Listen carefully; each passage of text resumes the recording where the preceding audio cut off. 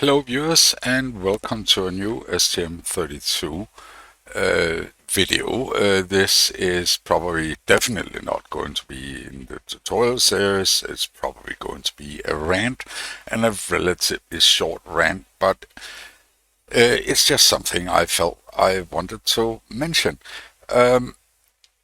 As viewers as this channel may be aware, I don't like strange things. I always dig into it and try to find a solution.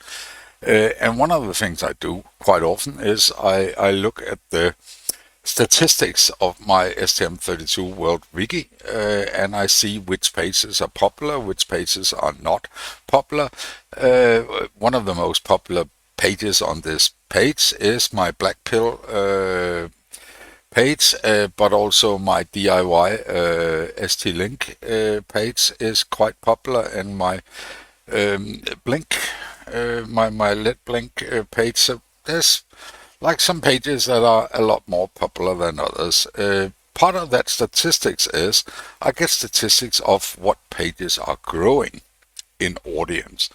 And one of the things I noticed today actually is that this page, which is growing, it's a very short page about a somewhat mysterious MCU called STM32F402.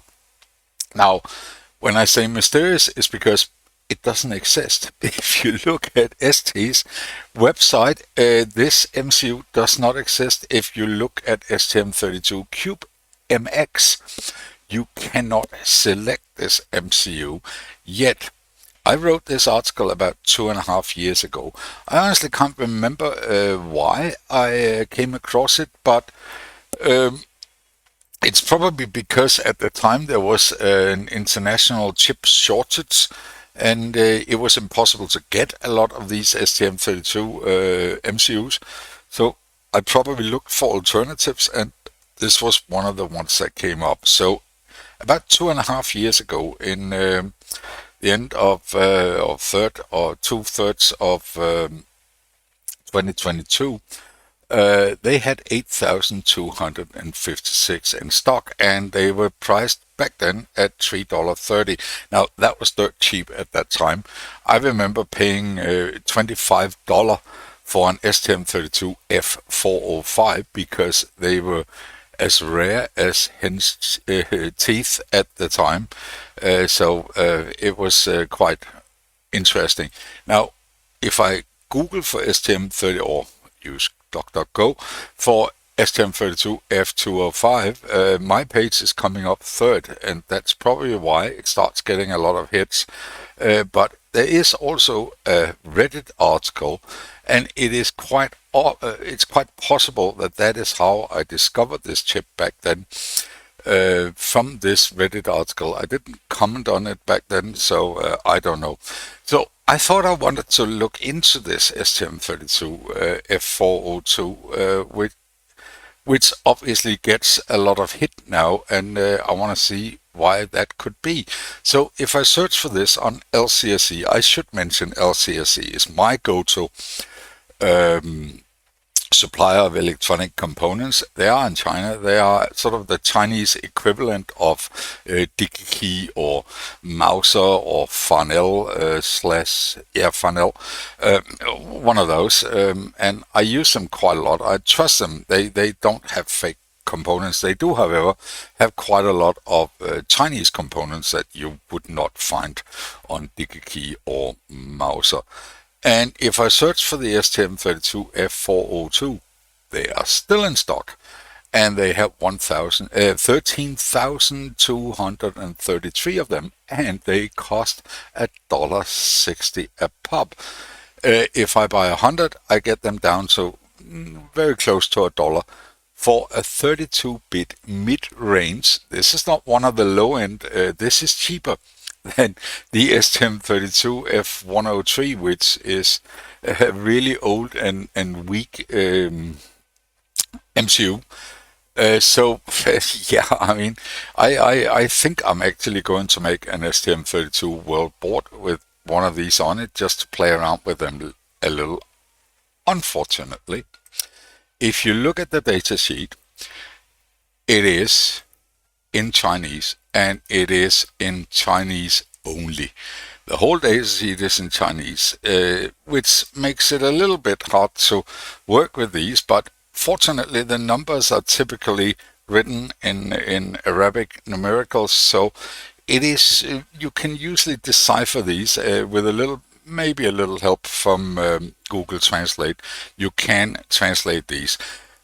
So I was looking around to see if I could find something equivalent, because if I wanted to generate the code with STM32 CubeMX, I need something that is really rather close to this MCU, and I came across the STM32F401.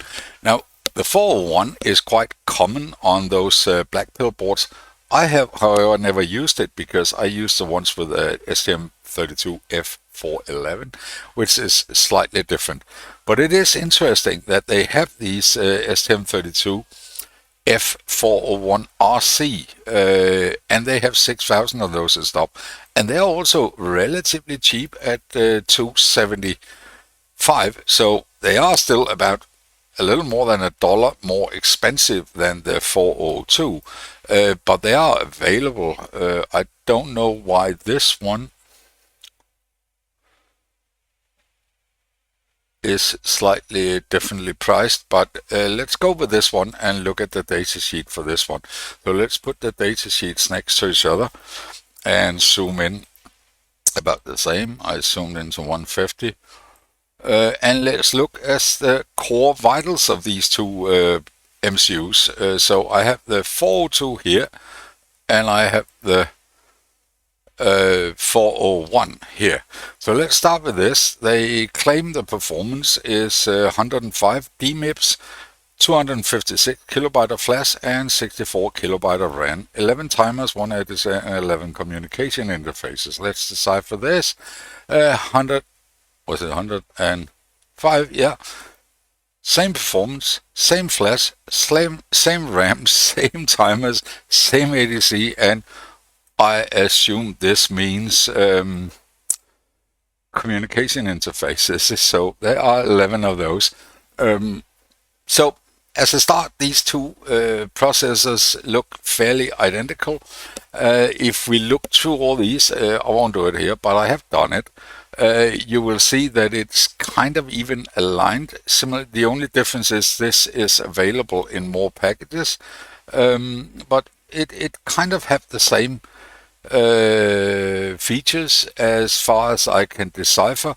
SDIO 96-bit ID, presumably, etc., etc., etc. So let's scroll down and see what else we can identify and compare. I have seen enough data sheets. The table of the features down here, so let's go down to that. Where do we have that?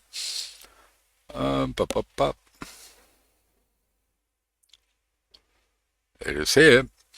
So again, we are talking about this one, and we are talking about this one, not this one. Yeah, there. So 256 kilobyte of flash, 64 kilobyte of RAM, timers, everything matches exactly. 84 megahertz it can run at. Let's look at this one. 84 megahertz. So they are, to all intents and purposes, completely identical. Even when we come down here, where let's not look at that. Let's look at this one. 64-pin package, which we have here, and we'll see that even the graphics here with the decoupling capacitors are exactly the same. If we look at the, I mean, we are not going to go through it in details, but if we look at the block diagram, they are absolutely identical.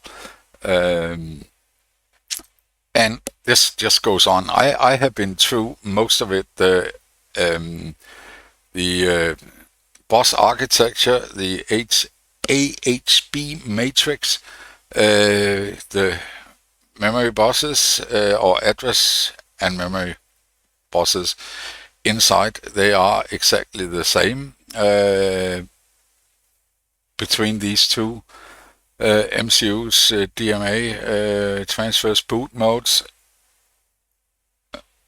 exactly the same. I came across one more thing I wanted to look at. I think it was down. If we don't go down to the timers, we'll see we have a timer 1, timer 2, 5, 3, 4, 9, 10, 11. If we go over to the Chinese datasheet for the STM32F402, we have them here, and I mean all the numbers matches, so I can only assume that the translation of the Chinese matches as well. General purpose advanced control. I do not read Chinese, but I could throw it to F just for the hell of it. Let's try. What happens if I put this to Google Translate? It can detect language, and I just advanced control. So it says it's an advanced control, so I bet you anything that this actually means general purpose. Let's translate that. Just general, but yeah, okay, general. So yeah, it is, as far as I can see, an identical processor. Now, you may ask, why does this happen? Why does ST make a MCU that is only available for the Chinese market and sell it cheaper? Now, the honest reply is, I have no idea. It could be that there was a customer inside China at some point that was willing to buy 10 million of these MCUs, and that is how it happened. ST just decided to produce them, but found no need to market them abroad, since we had the STM32F401 already. Now, I'm willing to bet, I'm not really a gambling man, but if I were, I would be willing to bet that it is exactly the same silicon inside. I'm even willing to bet that they run with the same chip ID if I actually made them. So I am strongly considering whether I should make a couple of videos actually trying to make an STM32World board with this MCU. It will be relatively cheap to make a bunch of them, and it will be interesting to see if they work. I am willing to bet that I can make the binaries with this for targeting this MCU, the F401, and it will work absolutely perfectly on this MCU. Worst case, it will not be able to flash directly from STM32 Cube ID because the device ID will not match, but there is a way to bypass that, so I'm not hugely worried about that. So that is pretty much it. Now, I know that you might all be disappointed because I didn't explain anything about this. Just verified what already had been discussed elsewhere, and it is a mystery. Why does this MCU not exist? It doesn't exist if you ask ST, but it is readily for sale in China. Just to confirm, I forgot to mention that. Now, LCSC is my go-to to buy individual components, but I usually use GLC PCB to produce my boards and do the manufacturing of those. And if we look at the parts, let's see, F402, is it available there? And it is at $1.63, and there is 13,000 available at LCSC. GLC PCB and LCSC are owned by the same company. However, they are not having the same warehouse. So what is in stock at GLC PCB is not necessarily the same as is in stock in LCSC. They transfer in bulk, so they probably get their components from LCSC, but they transfer them over to GLC PCB's warehouse. And when you buy components for the GLC PCB warehouse, you get them at sometimes a different price. Surprisingly enough, it is quite often cheaper to buy from JLC PCB, presumably because JLC PCB buy bulk. They buy 1,000 and then, or 13,000, and then they sell them at a somewhat reduced rate for use in their and the boards you have manufactured there. So that is about it. A mystery. Now, if anybody from ST is watching this video, I would love to hear a comment below. I mean, this is pure speculation, but I would love to have some inside information about what really happens here and why this is. So please comment below if you know anything, and that is about it. As usual, have a wonderful rest of the day.